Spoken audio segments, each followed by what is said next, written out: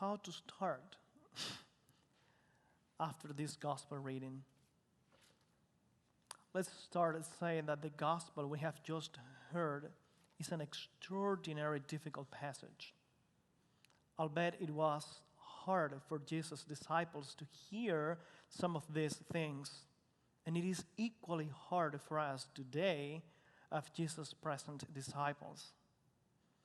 It only gets worse for me when, as a preacher, I am supposed to translate this into the social, theological, and political circumstances of our own day. To be honest, there is not a one verse I can use as a shortcut to avoid the hardness of Jesus' words in this text. How do we reconcile Jesus' words about himself bringing division with the image of the Prince of Peace announced by prophet Isaiah? Or with Jesus' own words at the end of this very same gospel saying to his disciples, "Peace be with you." The very same Jesus who announced peace caused division. It is a reality we have to hold in tension. Nobody wants division, and yet division is a reality we all face in our world, in our countries, in our families, in our faith, and among those who call themselves followers of Christ.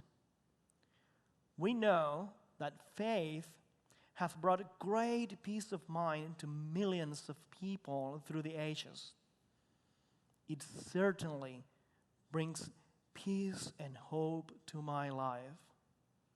But we also know that the same faith has incited inquisitions and crusades and massacres.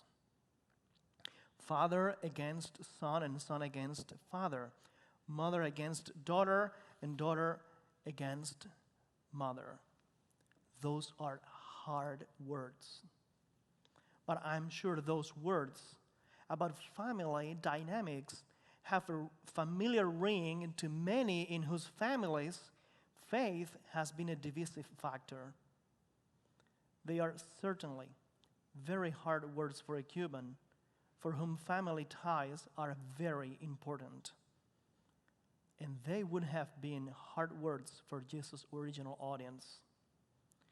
We all know too well about blood feuds, and what is perceived as family honor is still an important factor in many Middle Eastern societies, like Jesus and in Africa. But those words were spoken by one who also said, "Who is my mother? Who are my brothers? Whoever does the will of God is my brother, my sister, my mother."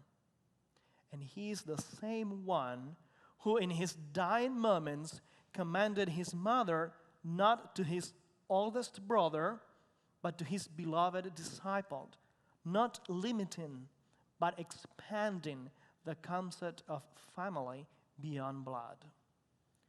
Jesus' words in today's gospel beg to be expanded and understood in the light of the totality of the gospel story, and also in the light of the relationship between the ways of God and the realities of human history. Jesus did not want to cause any division. He didn't say, "I am here because I want to cause division." He just described what he knew would happen as a result of his mission.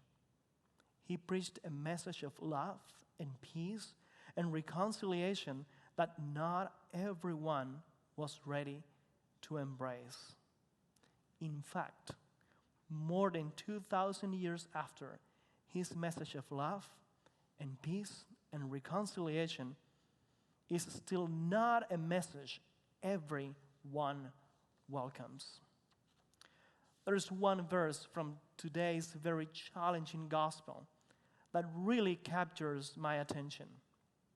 It goes like this: "You hypocrites, You know how to interpret the appearance of earth and sky. But why do you not know how to interpret the present time? I have to confess that this verse helps me face how absurd life can be, with such an intensity that when I think about it, it can make me laugh the same way it can make me cry.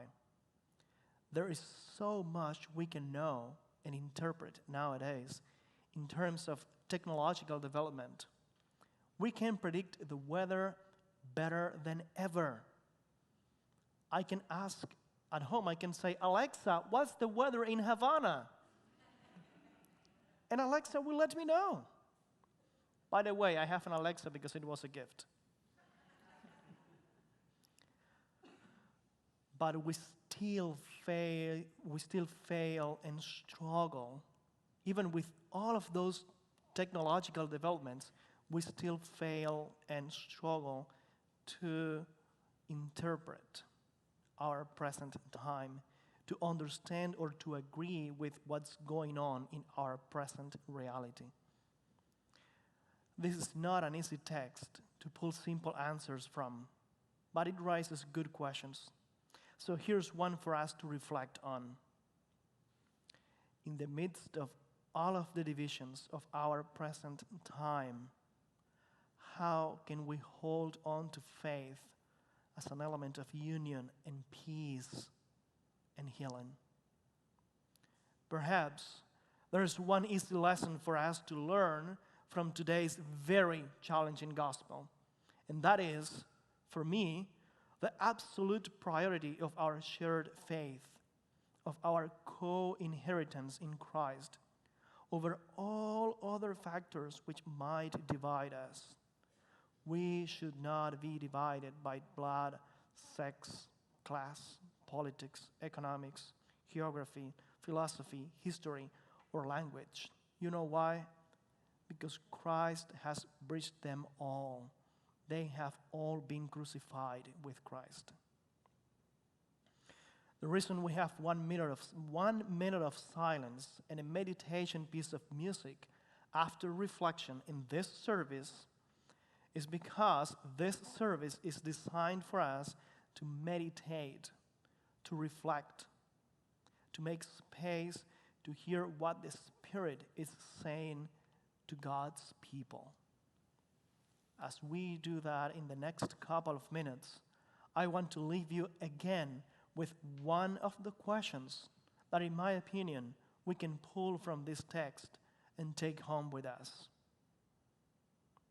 In the midst of all of the divisions of our present time, even in the midst of things we cannot seem to agree on or understand, how can we hold on to faith as an element of union and peace and healing? I know it is not an easy question, but this is not an easy text. May the Prince of Peace hold us together as we find our answers and as we learn to better read the present time. Amen.